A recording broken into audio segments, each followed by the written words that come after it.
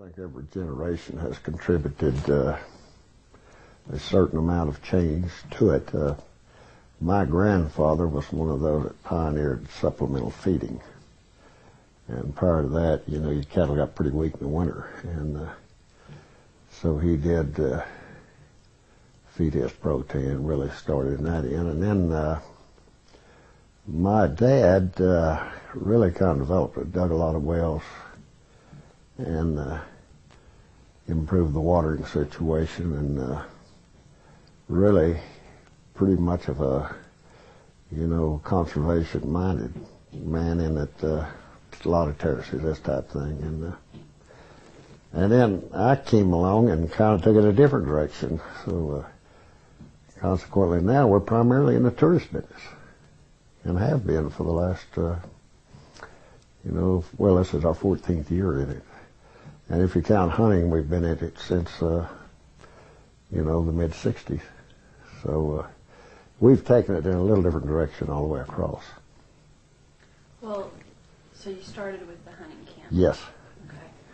Okay. We felt like there was a hunting opportunity here. This proved to be a little more difficult to sell than we thought in the beginning because everybody had been through our part of the country, but nobody had ever seen anything.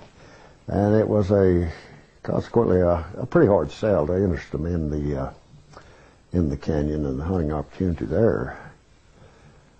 So it took a while to get this going, and consequently you probably hunt cheaper here than you could anywhere in the country because we were trying to sell it and get it up. But hunting has been good for this county, and it contributed a good deal to the economy a lot of years. How did you get people to come here? Well, we just, we had gotten the sheep in the 50s, late 50s, and so we were going into the sheep hunting opportunity, and it was pretty much a feature hunt. And a lot of the inquiries were from you know, all over the country because they had a list of who had permits. And that was the place where we really started, but you didn't have very many permits. It was not one that could accommodate a lot of people. And in the offset of that, we had, you know, some of them here, some of them in motels in Claude, just every situation you could think of. And I was concerned that sooner or later weather was going to permit us from our accessibility either in or out of the canyon. And I really thought you'd have a pretty hard time explaining to somebody they had a hunt when they couldn't get there.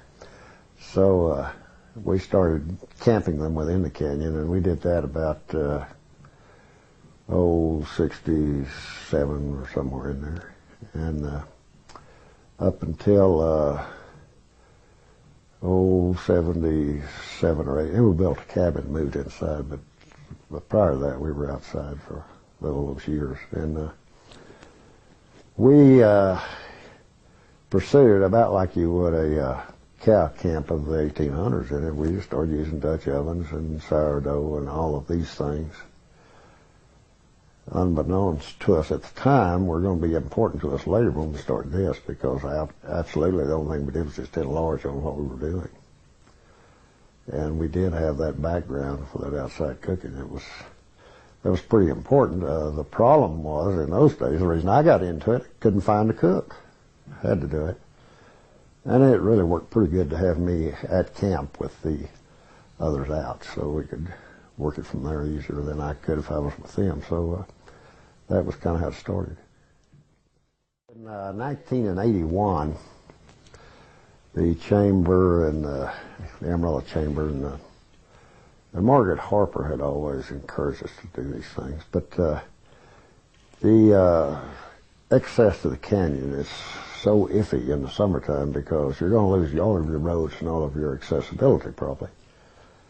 And this group met with us, and they wanted to create an activity to try to hold people in the area longer. And we said, this is what we can do, and they said they would do this, so that's how it started. Really no contract or anything other than just a verbal agreement.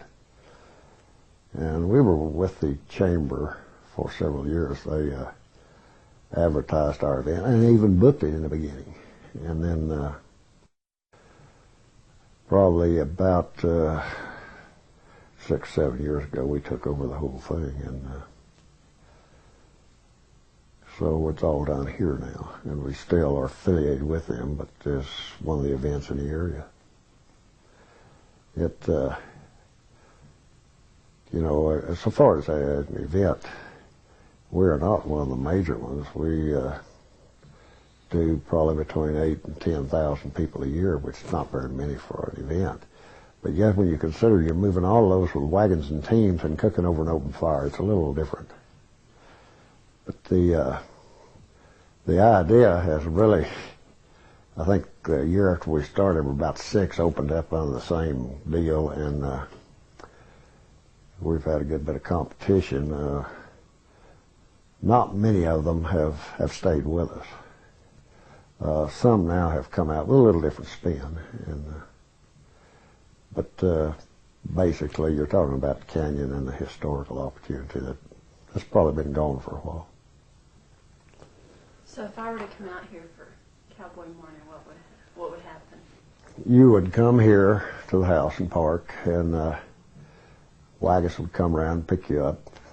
You got about a 20-minute ride to the edge of the canyon. And then we're going to figure on those wagons leaving at specifically the time. And we're going to start preparing our meal accordingly.